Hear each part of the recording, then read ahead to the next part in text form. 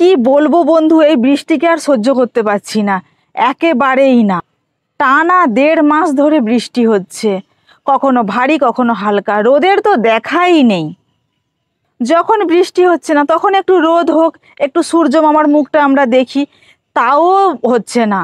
আর ভালো লাগছে না, না জামা কাপড় শুকনো হচ্ছে, না চুল শুকনো হচ্ছে। আর বাচ্চাদের তো সর্দি কাশি লেগেই আছে। আর ভালো, ফ্যানের তলায় জামা কাপড় রেখে শুকনো করছি, তাও বা কত করব বলো তো। কারেন্টের বিলেরও তো একটা ব্যাপার। ছেলের জামা, মোটা মোটা প্যান্ট, ওগুলো কি ফ্যানের তলায় রেখে শুকনো করা যায় বলো তো? একটু তো রোদের দরকার পড়ে। তাছাড়া দেখো বন্ধু, যতই ফ্যানের তলায় জামা কাপড় রেখে শুকনো করি না কেন, রোদের যে একটা তাপ, সেই তাপে শুকনো হওয়ার পর জামা কাপড় পরলে কতটা আরাম লাগে।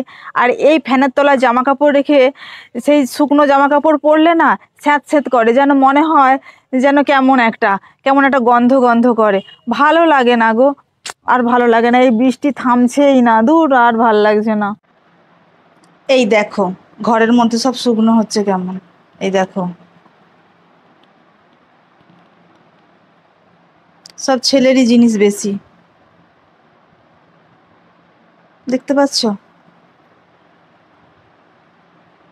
এই দেখো, এইসব প্যান্ট গেঞ্জি সব শুকনো হচ্ছে, আর ভাল লাগছে না। এই বর্ষাকে জাস্ট মেনে নেওয়া যাচ্ছে না।